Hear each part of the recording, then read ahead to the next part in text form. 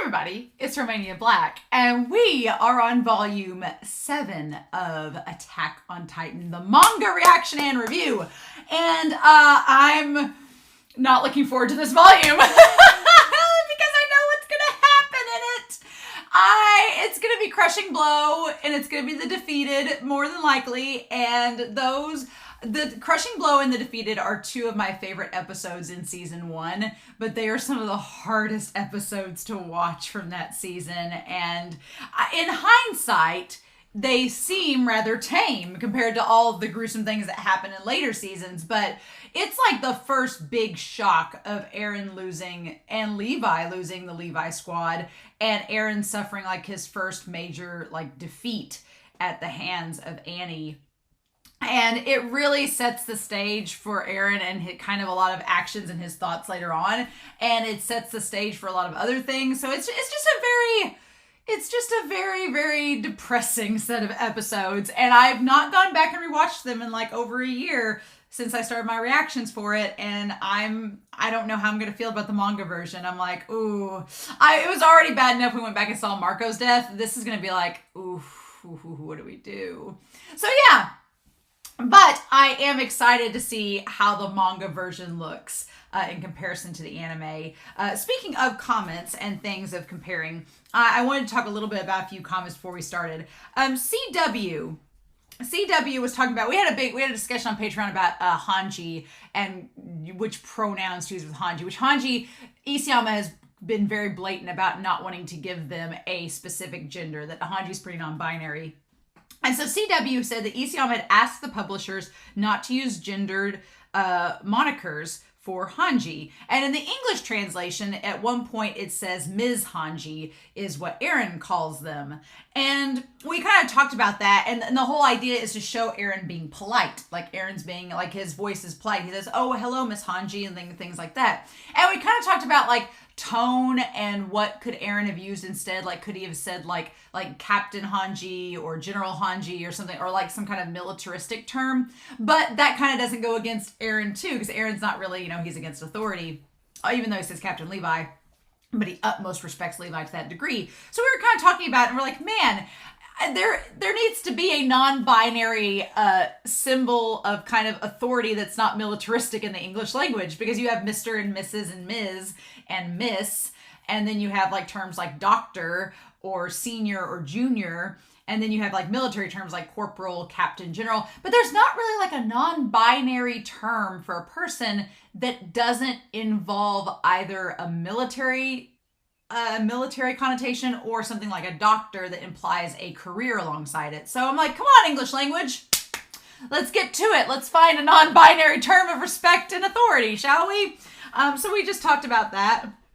And then Christopher Peterson, I thought, had a really cool comment about how in the manga versus the anime, we've talked about kind of the differences between them, but there's not a whole lot of difference between the manga and the anime at this point. It's mainly been the order things happen and how things are presented. But I liked how Christopher Peterson said the tiniest shift in how something is presented can affect its interpretation. And that's been what's most surprising for me as a reader, is that little tiny things, like the way Eren looks in a scene, and the way that Mikasa says a certain thing, and the way that the panels kind of correspond with the dialogue. There are little tiny shifts in the manga that can actually impact the way I view a scene compared to the anime. And it's kind of fascinating how that little tiny thing can have such a broad impact. And so I found that really fascinating. And so I don't know exactly what we can make of it, but it's interesting, right? So who knows? Who knows what we'll end up doing with it? But I thought that was really, really interesting. I'm glad CW and Christopher Peterson, y'all pointed that out. Thank you for that. So yeah, I'm really excited to get into this, into these reactions for this volume, and I hope you all are too. But we're not going to waste any more time. I do want to give a quick shout out over to Patreon for our philanthropy tier. These patrons go above and beyond each month to make sure that I get enough funds to do streaming services, buying the manga, such as this one that we're reading today, so I can support the official release, support Isayama, as well as give you guys my own reactions and reviews, which you all seem to enjoy. So thank you.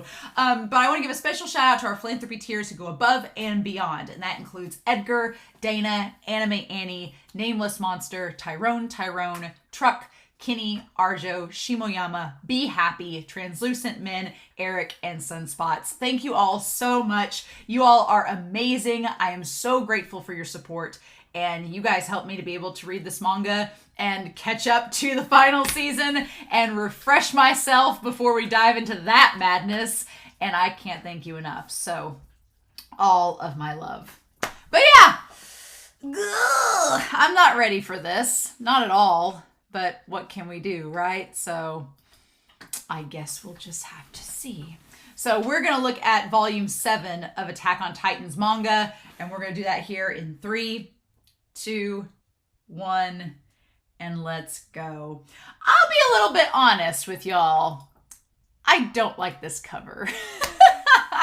I don't like this cover. It's not the trees. It's not the Levi Squad, because they're all there. It's not even Eren. I think Eren looks pretty good, but Annie looks weird. Annie looks, I don't know what it is about Annie in that scene. And I don't know, it's funny because in the actual manga, Annie gets the upper hand on Eren, seemingly. So I find it's not necessarily the composition, just Annie looks so kind of bizarre in that. And I don't know if it's just maybe to help the audience not realize that it's Annie. At this point, I am still curious, and I've not got the chance to go back and look at the reactions from the anime, but I'm like, did we not realize it was Annie at this point?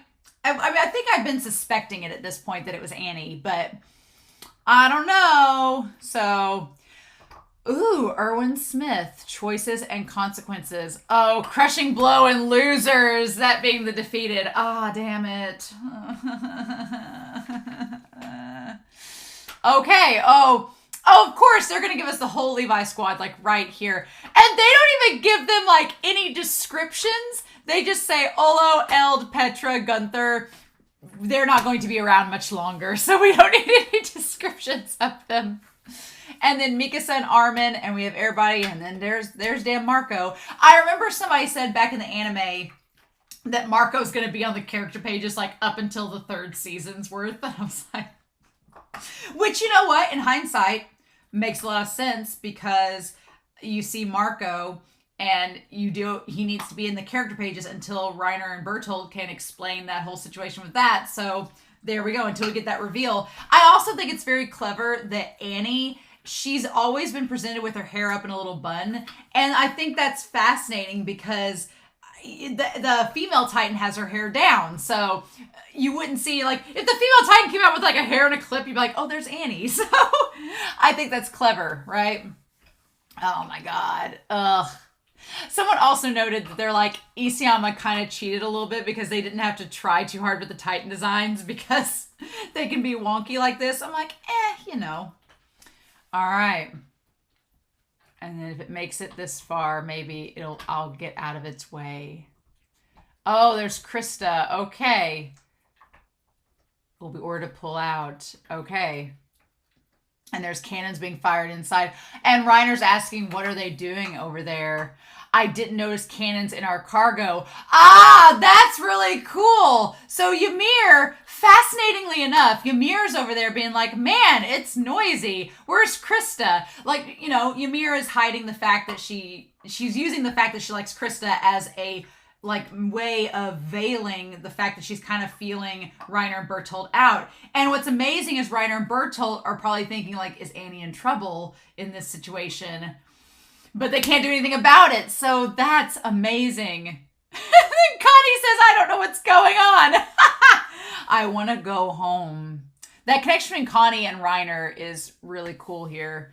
Oh my gosh, how weird. A tree climber. Oh. It has the capacity to learn. That's scary. I'm sure it depends on the individual. Kind of like people. Kind of like people, right? Wow. Okay. And so then Jean asks, does that mean there are humans in our rank to try and destroy the walls? And Armin's like, yes, the commander's certain of that. Yeah, so it's like piecing everything together that Erwin's thinking about. Eren's existence suggests that very thing, right? The Titan, we can assume the Titans trying to destroy the walls are humans and that they're inside the walls. Okay. And if we can gain that information, oh my God! And there is Reiner, Bertolt, and Annie in Titan form right there. Oh my gosh, that we could learn the truth behind this world. Isayama, you madman. You just planted that in there to tease us. Like, here's all your answers. Isayama, how dare you? How dare you? And so they're like, she's fallen into a trap. Okay. They stopped for a reason. Perhaps it diverted their attention. Okay. All right. And so Jean's like, one of the people who knew about Eren's transformation at the time is a spy. One of the people who was watching. So it's like put it all together, right? Even if we don't know where the spy is, shouldn't at least a few more soldiers have been told about the operation? And then we cut to Eren. There had to be some who wouldn't have died if they'd known the Titan was intelligent. Oh, that's a cool parallel between Eren and Jean there. A cool turn there. How could they even keep a seasoned veteran and the corpse in the dark? Oh. And Eren's trying to explain. And then Ola's like, rip that guy's teeth out. Think about it. That trap wouldn't have worked without quite a few people knowing about it beforehand. The only ones who knew were the survivors from 5 years ago. Or I'd like to think that. Okay. The spies started working on the inside when the wall was destroyed 5 years ago. Okay. And so Eren, they're all piecing it together. I wonder if that's who killed Sonny and Bean. And then Erwin's asking the question to Eren, who do you think the enemy is?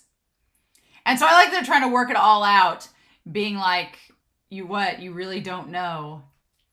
What do you think you don't know? It's because none of you can compare to me. And then Ola's, just bragging about himself.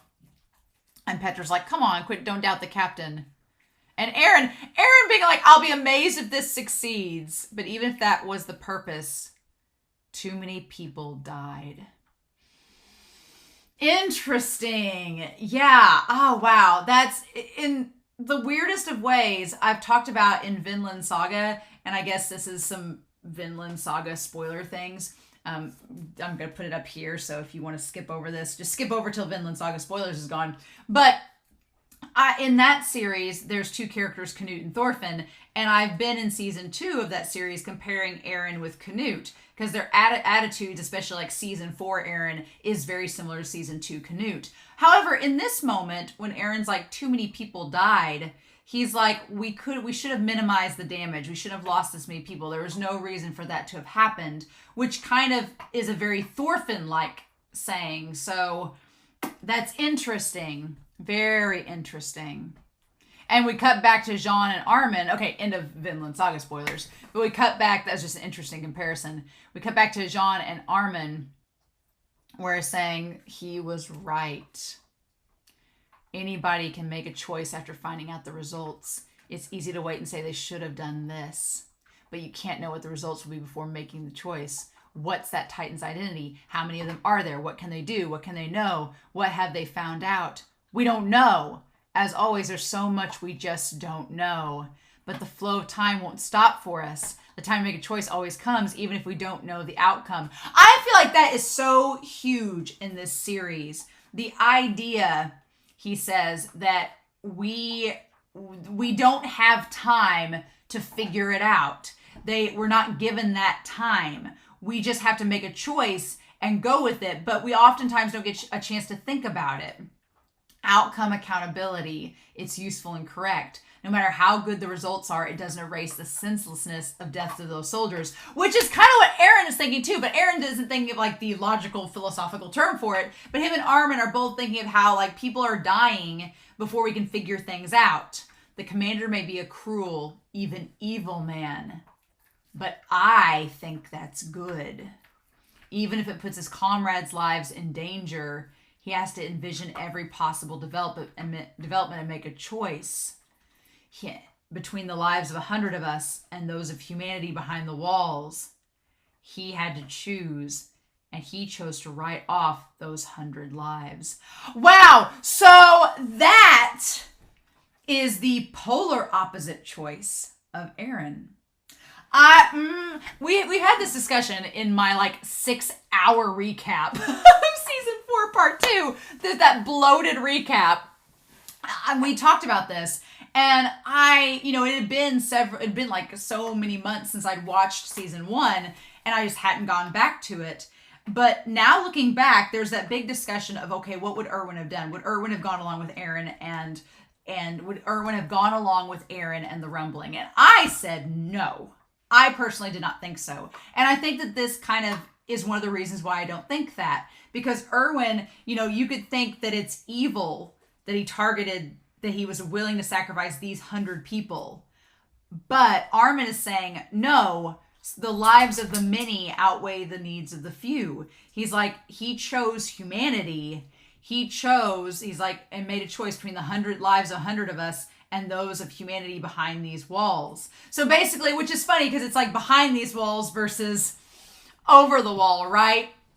And so I feel like, though, Erwin was thinking of the needs of the many over the needs of the few. And that's kind of what Armin is saying, that even if that makes him seem evil, that is the choice that he made. He had to choose. And he chose to write off the 100 people to save everyone else. And so then you have the idea of Eren choosing the opposite and saying, no, I'm going to save the 100 lives and write off the rest of humanity. And it's like, oh, the polar opposite choice. And so I don't know. I feel like as we get closer to season 3 and as we get closer to midnight, we can talk more about Erwin and what he would have chosen. But based on Armin's kind of solution here, it makes it seem like, no, Erwin chose to save the majority over the minority, and Armin thinks that was a good idea. Now, obviously, that's going to get complicated. And the moment after he says that, we cut to Eren, who says, Eren, you don't know it yet. You'll probably find out soon why Erwin Smith leads the hope of humankind, the Survey Corps. Levi trusts you enough to tell you if you live long enough. And then we come back to Armin, who says, I haven't lived an especially long life. Oh my God, the poetry. So going to, if you live long enough, you'll figure it out. And Armin's like, I know I haven't lived long enough. There's one thing I'm sure of. The people capable of changing things are the ones who can throw away everything dear to them. When forced to face down monsters, they can leave behind their humanity. Someone who can't throw anything away will never be able to change anything. And there's something that's so weird with that, because we get Pixis, we get Ian, we get Zacharias, and we get Erwin, who can throw away everything dear to them. And what's interesting is that on the one hand, based on what Armin says here, I've heard a lot of people justify Eren by saying, oh, well, Eren's just doing what Armin said, to fight monsters, you have to become a monster. But there is a little bit of a twist with this, where Armin says he was willing to throw away everything dear to him. And Eren does push Armin and Mikasa, everything dear to him, aside and distance himself away from them.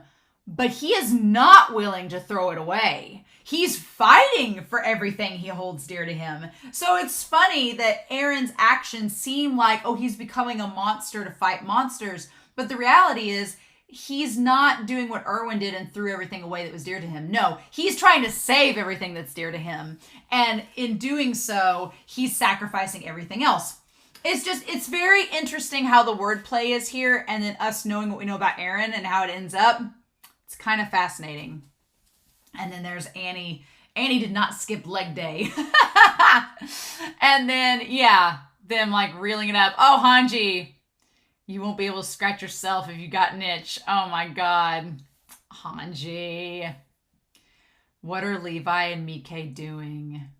And Annie's covering the back of her nape so that they can't get to it. She can overlay part of her body with a tough layer of skin. It resembles the armored Titan. But unlike the armored Titan, she can't maintain the toughness. Will she weaken if we keep attacking? There's no time to test, so therefore, we're going to blow off the hands. Yeah, now this part always like frustrated me ever since watching it, is that Levi taunts Annie. Levi, and Annie can hear what Levi says. Levi taunting, saying, think about the trouble you're causing. You've murdered my subordinates in lots of ways, haven't you? Did you enjoy it? Well, now I'm enjoying this. But then so are you, right? You can understand what I'm saying, can't you? Yeah, it's like Levi, no. If we cut off your limbs, they'd grow back. And then, yeah, and that's when Annie screams, oh my God. Everybody covers their ears. Except Erwin. Did Erwin cover his ears? I don't think he did. Oh, man. And yeah, and so Reiner's being like, what the fudge? And then Mike smelling. I smell him coming! Oh my God. All at the same time. And yep, she called all of them to her. They're ignoring us. Are all abnormals. Yep. And then, okay. So Sasha and Mikasa. Sasha saying that they heard that scream, the scream a cornered animal makes when it's given up. Oh, from a trap. Oh, that's cool. I like that. I like Sasha relating this to hunting. You have to be on guard until the very end of the hunt. Oh. I like that Sasha says, a girl who grew vegetables wouldn't understand. Oh my God. Sasha being like, you ain't raised. Like she's playing Hank Williams Jr. She's like, you don't know. Like Country Boy Can't Survive is like Sasha's theme song. Oh my God.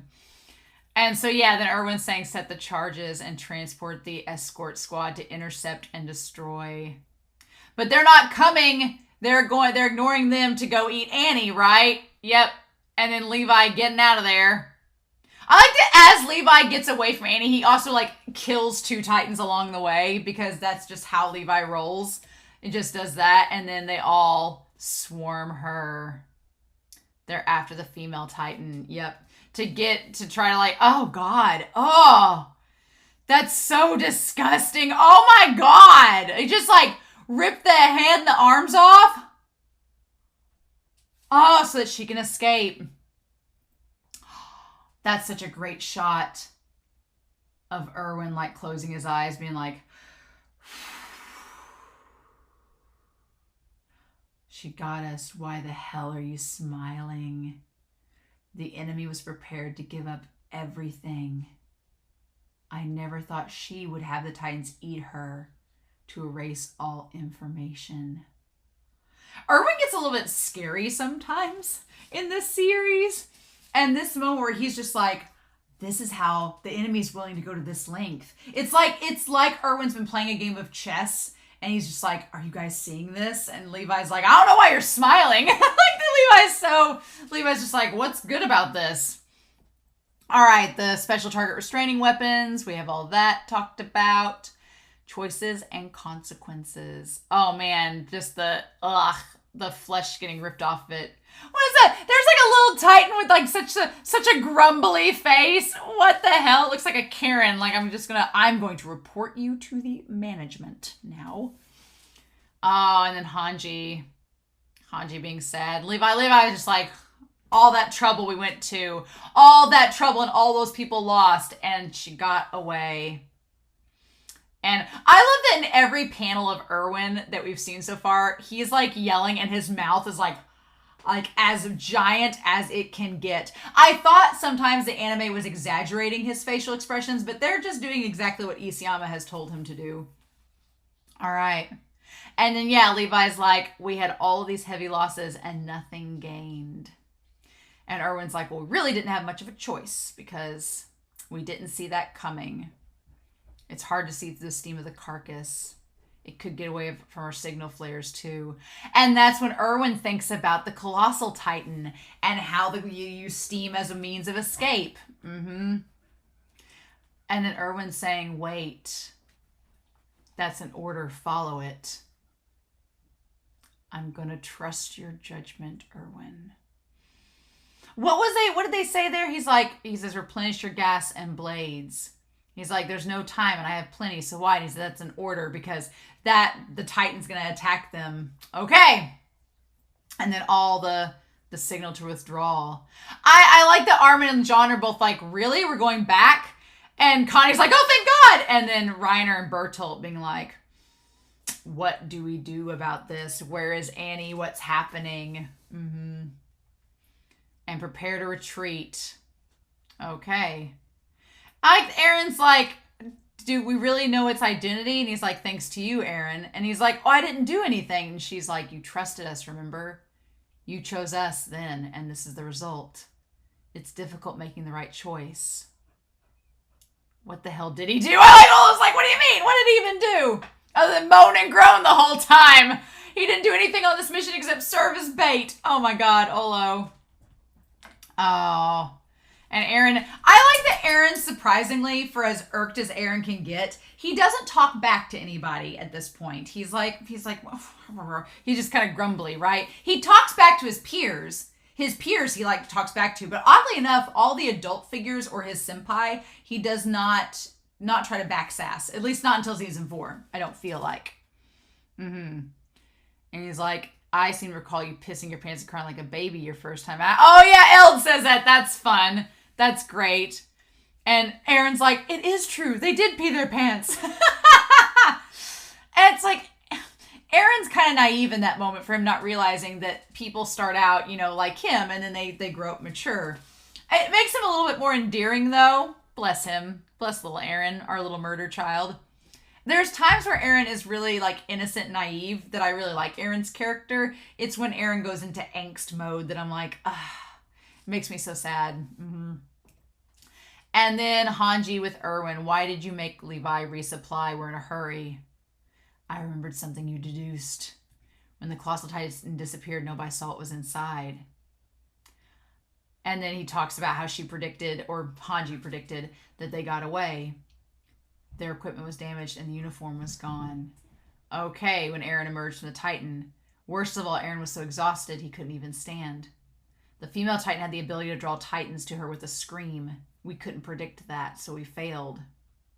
The Titan power has levels of skill, then it's a mistake to think of Eren, a beginner, as the benchmark. Yeah, Erwin's saying, yeah, we made those guesses based on Eren, who's a rookie and has no clue about his powers. We would be remiss to think that this female Titan has not only known that they were a female, that they have this Titan ability, but they knew how to use it. They could blend in with soldiers. Oh, man, and Gunter. Gunter, no. Oh, no, and thus it begins. Oh, I'm not ready. Oh my God! Why? Isayama! Why are you making him his head snap off? And Olo's like, don't stop. Protect Eren, and Eren seeing Gunter like just hanging there. Oh, that face of Eren's is so sad. What do we do? Eld, where do we go? Okay. And then Petra, like, how? Okay. At the very least, we'll go down together. Ugh. How? I thought it was captured. If the enemy has a way to conserve strength, it's possible another Titan will appear. And then there's Annie. Yep. Oh my God! There she be! And Eren being like, damn you. I'm killing that thing. And they're like, you can't. Okay, the three of us will bring down the female Titan. You keep heading towards the commander at top speed. And meanwhile, Erwin's saying we must be prepared to lose everything and fight, and I'll take whatever risks are necessary. Which is such an interesting moment because the Levi Squad, the thing about it is Erwin in this moment, it's funny, I say how Erwin and Eren would be like contrasting in their opinions. In the terms of the rumbling, I think their opinions would be slightly contrasted. But in terms of this moment here with fighting Annie versus running away, I do think that I wish that Erwin had been there with Eren, because the Levi Squad, tells Eren to keep going and have faith in them. But Erwin, meanwhile, is saying, no, if we don't fight, humanity can't win. So in this moment, Erwin and Eren are on the same page. It's just the Levi Squad, they had a job to protect him. And so Eren tells them to go on and fight, and they go after her, and it does not work at all. Is that she, like, they cut her eyes, but it ends up not going well. Like, she protects her nape, and then from there she, like, grows her eyeball back, and then it all comes down. Yeah, they managed to cut the tendons in her arm to go for the nape, and Eren's like, wow, they really are strong. They could overwhelm it. They could launch a coordinated attack like that without saying a word because they trust one another. And Eren's like, I'll keep moving. And then he says he's going to keep moving and keep moving forward without looking back because I have faith in them. That's the right thing to do. I finally understand.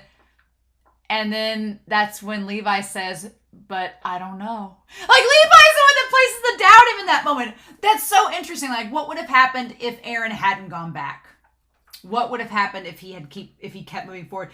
That's such a fascinating moment because I think of the Attack Titan telling Eren to move forward, like, keep going, don't look back, keep moving forward, keep going forward. And Eren, like, wants to place faith in them, but then oddly enough, Levi plants the seed of doubt where he's like, you choose your trust in your own strength or trust in the choices by your comrades. No one knows what the outcome will be. And when he looks back, that's when he sees that Annie gets Eld and kills him. Oh, and just bites him. It's not been 30 seconds. And yeah, she spits him out. Oh my God. Ugh. In the one eye. And their Petra get to higher ground. Oh, shoot. Just leapt and kicked her into the tree. That's a lot more gruesome than it is in the anime. Oh, no. Oh. And then Olo. Oh, my God. Oh. That's so disturbing. And then he's like, I'm going to kill you. So, as much as you can, choose whatever you'll regret the least. I made the wrong choice.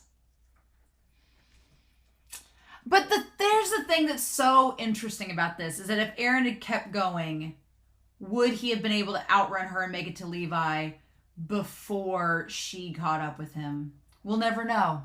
We'll never know because he made the choice to go back. We'll never know. I wanted to believe in my comrades, and because of that, they all died.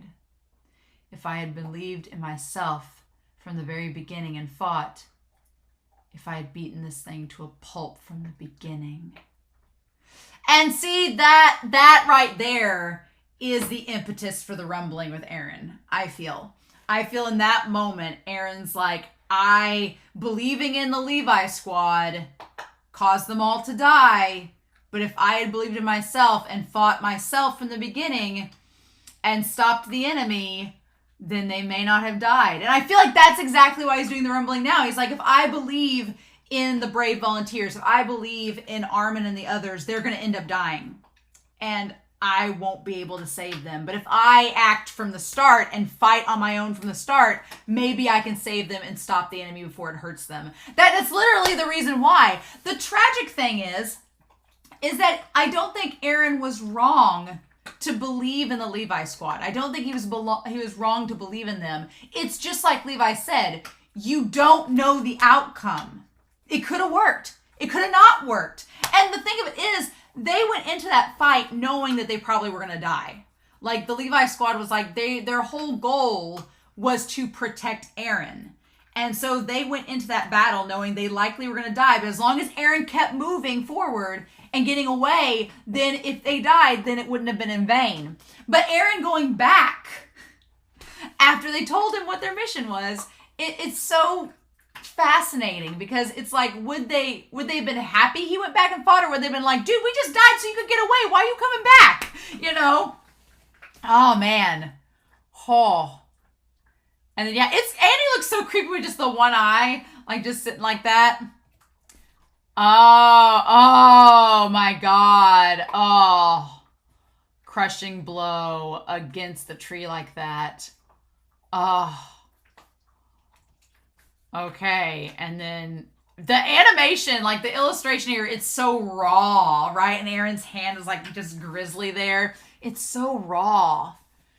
Oh. Uh-huh. And the two of them. If I had fought with the others. No. And so he goes back. So yeah, that's when he rips off the arm.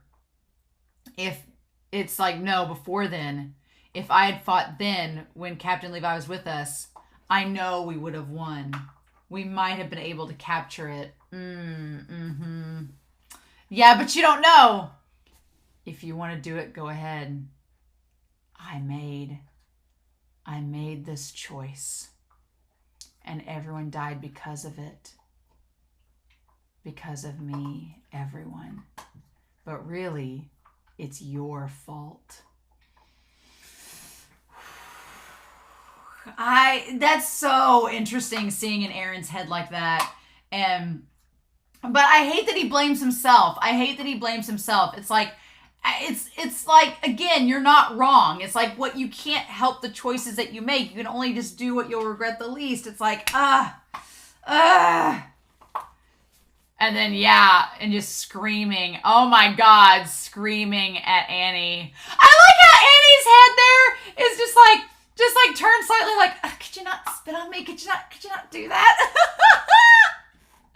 It's so visceral. It's really, there's a lot of like, in the anime, there's a lot of like sexual tension between the titans of Eren and Annie's. And here, it's not so much that. It's just like her being like, can you stop? It's interesting.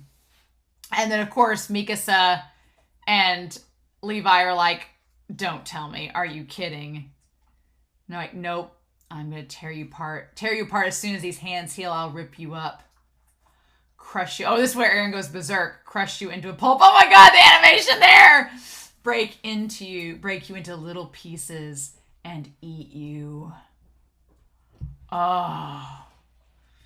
Like just going berserk and like cannibalistic. Ooh. Oh my God. Oh my God. Like all he can do is scream at her until he heals up. Oh man. Now, in the anime, when he says, I'm going to rip you up and eat you, Eren, like, inside is smiling. Like, he's smiling in that moment, and we're like, okay, Psycho Eren. In here, that's not a smile. He's twitching, and he's all connected to the Titan, but he's not smiling evilly in that moment. So, that's an interesting, like, little distinction there, right? Like, the Titan just has this instinctiveness to it that is not maybe Eren's own thoughts. Okay, and then we get to the whole MMA thing. Yep, the fighting part. Yes. Yep, where Annie's like, I'm gonna fight you. Okay. Oh, I just love the artwork, Isayama. And then, oh yeah, going up. Okay. And fighting the two of them. Yeah, it feels, the action, the movement, it feels like a wrestling match. I love him coming off from the tree. That's really good. And then, yeah. Oh, wow. Now, that shot there of them rolling and then Annie getting up looks like Annie. So that's funny. I wonder if people at this point were like, oh, that's Annie. I just wonder if that was the case. And then Eren screaming, oh, that's so good. Nice. Nice. And Eren lunging towards Annie and her ducking out of the way. Nice. And then, and then, yep, them fighting each other. And her, like, using the hand as a guard to, like, get the uppercut there. Yep. Oh, so good. So good. And then, yeah, and him, oh, just uppercut and flung her. Just flung her away. I don't remember that. That's great. Oh, man. And then up against the tree. Oh. It does look a lot like Annie in these scenes here. That's so interesting. And he goes to need the tree, and it doesn't work. Okay. You could really tell it's Annie at that point. Oh, man. But Eren's got, like, the slack jaw, and he's like, like the dog tag there. Oh. Did he notice? Oh, shit! That was it! Oh, yeah! He did notice. I want to go back to that. Yeah. She made the gesture, and he noticed and was like, oh, it's... Oh, my God. That is terrifying. Also, those trees with the spikes, but just ripped his head and arm fully off. Oh, man. That is amazing. Oh, my God. Oh, I'm like the jaw opening up. Oh, my God. That is so insane. Ah! That's terrifying. Terrifying. Ah. And found him. Oh my God. And just like ripped him out. Oh my God. And then there's Mikasa! Oh my God. Oh no. There's she be. Oh my God. She looks a lot like Levi in that expression. Oh. And then he doesn't even know that it's her. Oh. And then yoink. There he goes. Oh, that shot of Mikasa is beautiful. Like her eyes being all black. Eren, don't go. I love that emotion. Like, again, we talked about subtleties between the anime and the manga. Like that little subtle, the way that her expression is. Oh, now. This is one of my favorite Levi moments in the entire series is when he goes past the Levi Squad one by one.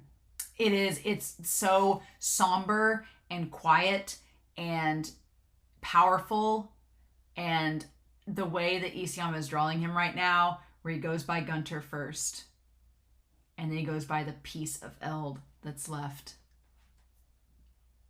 and then he goes by Olo.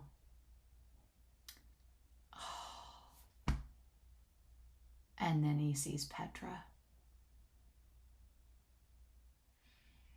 God, that look of Levi there, the look on his face when he looks down at her.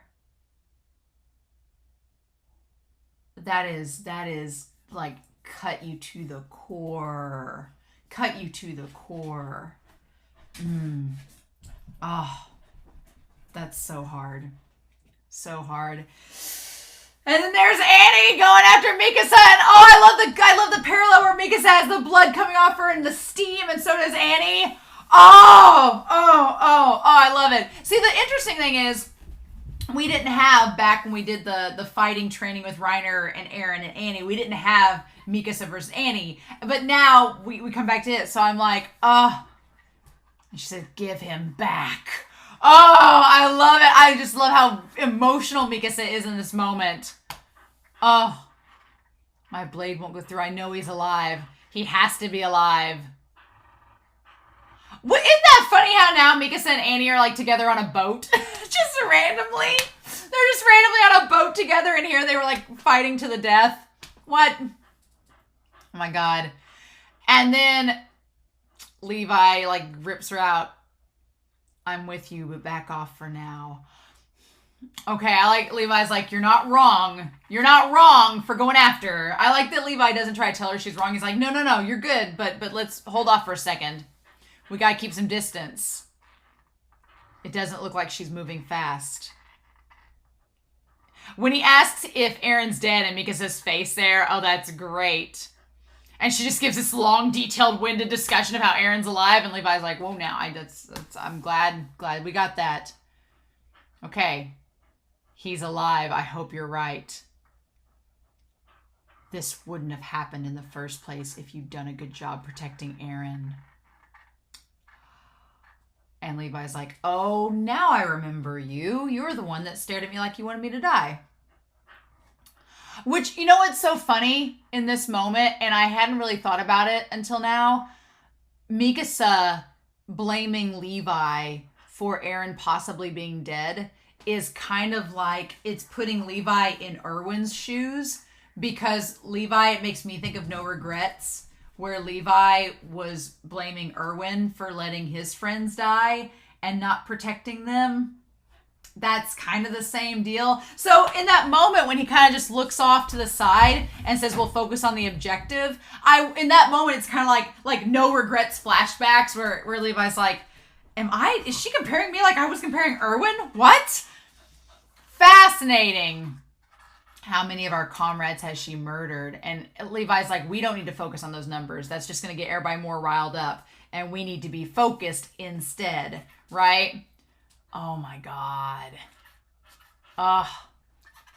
I love these action panels. They're so damn good. And then, yeah, there's the slice up the bit with Levi. Yes! Oh my God, look at his face! I mean, okay, here's the thing. I love how Isayama drew this. It's beautiful. It's great. That movement, the line work is wonderful. The anime just makes it look so badass. It looks so badass. Oh, yeah! Where he just slams into her eyes! Oh, I forgot about that! Oh my God. Yes, yes, please. Yes, please. Oh, it just slices her all up from head to toe. Yes! Oh, I forgot about all this! Oh my God, yes, and then she falls down. He's too fast for her skin to harden. And that's when she collapses, right? She's wide open. And then that's when Levi's like, no, she's luring you in for it. Yep, she's luring you in. And then, oh, yeah. That's when he kicks the hand and gets his leg injured. Yep, and grinds his teeth because he hit the hand. Ah, damn it. Uh-huh. But he sliced through her jaw to get her to, like, let Eren out. Oh, my God. It's like letting out, like, a pupa, a larva. Ugh. Nope. Ah. We're getting out of here. Phew! Excuse me. He's alive anyway. He's dirty, though! Dirty, though! I love that, just like in that little tiny text, he's like, oh, he's alive. He's okay, he's alive anyway. He's dirty, though. Like, just... Don't lose sight of the objective unless satisfying your own desires overrides that. We got your precious friend back, didn't we? Don't get greedy. And then, interestingly enough, it's Levi that looks back and sees her crying like she didn't get the objective. Oh, man. Oh, man. And just leaves her sitting there. Because then in Annie's situation, she's thinking, I had to kill all of these comrades, all these fellow Survey Corps members to get Eren, and I couldn't get the job done. Oh man. Mm-hmm. Are we doing this? We're doing this, aren't we? Him in the cart. Oh, Eren. Oh, Mika says like, Eren, hey, you're awake. Don't get up. Where's the female Titan? She got away. We failed. And then Eren says, did you save me again? Well, kind of. We're getting close to the wall. Mm-hmm. Yeah. The Survey Corps back. Everybody like comes out of their house. Bonjour, bonjour, like very Beauty and the Beast style. Mm-hmm. Oh yeah. Oh, so we're not getting the part where they threw out the badge and everything to get away from the Titans? We're not seeing that? Was that anime only? Really? I'll hold off and see if we see anything. And then everybody like judging them when they come back in. It just like, it reminds Eren of when they saw the Survey Corps come back when they were kids. And then he sees the kids looking at him the same way he looked at Erwin and the others. And he realizes from the other side what it's like. They're so cool. They keep fighting. The heroes are back. That's honestly one of the most tragic moments of this whole series is the moment. It's why I love The Defeated as an episode, because it's such it's like a growing up moment where as a kid you see something, you think, oh, that's so cool, and you don't realize what the adults are thinking in that situation, and then here you see from the adult side of it just how it really is, and it completely changes everything. It is such a dynamic moment, and him and Mikasa being the same route as those kids, and then seeing Bertolt and Reiner being like, what do we do? And then it's Captain Levi, Petra. Oh God, this part was so sad. My daughter sent me this letter. She devotes herself completely. As her father, I think it's too early for her to get married up. She's still young after all. Oh. And then Erwin, answer me. Did you accomplish anything to make up for all the casualties this time? Aren't you sorry for getting all those soldiers killed? And then Eren's just in the cart crying.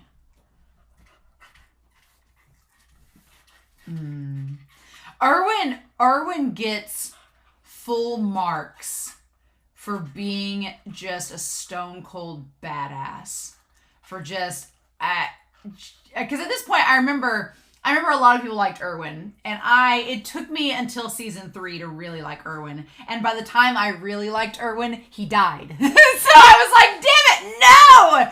But it took me that long to really realize just him devoting himself to his agenda and being able and willing to risk anything to make it be accomplished. And I think a lot of people liken Eren to Erwin because they are very similar in that when they make their mind up about something, they will devote themselves to getting that agenda accomplished. However, what I think is funny is that Erwin and Eren, I think, have opposite agendas by the end of the series. And so that's what I find fascinating about each of them, is that I think Erwin by the end was not wanting the same things that Eren wanted, which is so fascinating. But it's one of the most hard things to watch is this part here. The vast expenditure of resources and lives beyond the expedition, beyond the wall, dealt a serious blow to the Survey Corps, eroding the public and political support. Erwin and the other leaders were summoned to the royal capital. They were ordered to turn Eren over to the military police. So yep, we're gonna get things next. We're gonna get things next volume. Rejected cover proposal. The mood just didn't go with the worldview. Ah! I feel like Isayama loves Mikasa because he loves drawing her in that MMA outfit and pose with her 8-pack. We talk about Eren gets to show off his 8-pack in season 4. What about Mikasa? Where was her 8-pack? Hashtag feminism. Oh, man. Oh. Volume 8 coming soon. Not a real preview. A moment of carelessness leads to hellish agony that seems like it will go on for an eternity. Does something lie beyond this torment? What is this? It's just Armin, slipping and hitting his knee? What? Oh my God. So wow, that is fascinating in that is fascinating in the fact that that whole last chapter set, honestly, they left out the part about them tossing away the bodies to get out of there and then taking the patches. They didn't show that. So that was anime only. Isn't that interesting? And that gave the patch to her. Yeah, because they had some anime only moments where it was like the people fighting over getting the patches off the jackets and things. And Levi cut the patches off before he threw the corpses to the Titans. That's interesting. I wonder if it just was anime only material they had to add to make it seem like to pad the episode to make it long enough to get to the point. Because this volume, honestly, volume 7 ends at a very, very clear-cut ending of this is the end of Act 1 or the end of this act. I guess it'd be Act 2, honestly. Yeah, I would liken season 1 of the anime, season 1 of Attack on Titan, to having 3 distinct acts. The end of Act 1 is what's fascinating is the end of Act 1 is kind of Trost. So it's a very long Act 1, right? It's a very long Act 1. And Act 2 and Act 3 are not as long. Act 2 is really ending here with Volume 7, is that the moment they get done, they fail the mission, they go back to the military capital. That's the end of Act 2. And Act 3 is Annie's battle with Armin and Eren and all of them, and Smile and Mercy and all of that.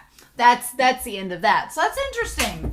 And honestly, though, I feel like usually by the end of Act 2 in a story, especially one that involves tragedy, by the end of Act 2, you have a situation where your characters are at their lowest points. And yes, Eren at this point is like at his lowest point in this series so far, right? He's realizing that all of the heroics and all the things he grew up thinking he was going to be able to accomplish are not only as not easy as he thought, but are possibly unattainable. And I feel like what's really cool about this point in the series is that this is setting up the foundation of Eren and his decisions he's going to make later on. The idea of no regrets, the idea that he put his faith in other people and it led to their deaths, and he hates that and blames himself in part. The fact that he realizes that he should trust his instincts and just fight no matter what and, figure the rest out later. That's so fascinating, right? But I hate seeing Eren cry like that. I hate seeing Eren at the end there. It's one of the few moments we see Eren really showing emotion like that, right? And I know what a lot of people say, they'll be like, oh, Eren shows emotion a lot. But yeah, in season 1, at the beginning, he gets mad and he yells about stopping the Titans a lot. But then again, all of the characters do. They all yell about wanting to stop the Titans. So I don't really count that. But this is one of the few moments where we see Eren really break down as a character and cry it out. And just break down and be like completely devastated. Right? And even later on, when things that are bad happen, I don't know if he gets as emotional as he gets here. I mean, I guess with Armin perhaps in Midnight Sun, but that's a long way away. I feel like we're not going to get nearly as much as that in season 2, except for when Historia slaps Eren and is like, quit crying. I guess we will get that. But man, that volume went by way too quickly. Far too quickly. That volume went by insanely fast. What the hell? So yeah, I feel like it went by really fast because it was a lot of action and mainly fight scenes between Eren and Annie. But I would say, honestly, Crushing Blow, The Defeated, all of that, they're some of the most important chapters in the entire series, at least pre-Basement. I honestly think that before the Basement reveal, I mean, obviously Midnight Sun, Hero, those chapters are incredibly important. But then I would argue Warrior. It's like Warrior's the most important episode of season 2 by far. Warrior's like the big reveal, the big twist. But as far as pre-Basement, this set right here is some of the most important because it lays the entire groundwork for Eren's character and the decisions he's going to make later on, how he views things, the decisions that he makes and why he makes them. It lays the groundwork for that. It lays the groundwork for Erwin and knowing how his character works. It lays the groundwork for Armin and Jean kind of understanding why they think the certain ways they do about Eren and Erwin. It's so fascinating, right? Because we get to see Armin's perspective in this volume. We see Levi and Mikasa's. We see Erwin's. We see Eren's. We see Annie's in part by the crying. So... And what's interesting is that Annie and Eren, by the end of this volume, both of them are crying for the same reason. They both failed their mission, which is so fascinating because you have it just being further proof that they're the exact same. They're both like Annie and Eren, both of them crying at the end of this volume, is that they failed their mission and people died because of their actions and decisions. And they're left with the consequences and to pick up the pieces after that. Insane, right? Right? Holy cow, y'all. So yeah, I'm pretty pretty excited for Volume 8. I'm trying to remember everything that happens. I know it leads up to Smile, but I can't quite remember. So next week will be fun in figuring out what all happens next. So please no spoilers, but I hope you all have a wonderful week. Please stay safe. Take care. I'm excited to hear your thoughts down below for this volume. Oh, buddy, that was a ride, but I'll be back next week with Volume 8 of Attack on Titan, the manga reaction and review. Bye.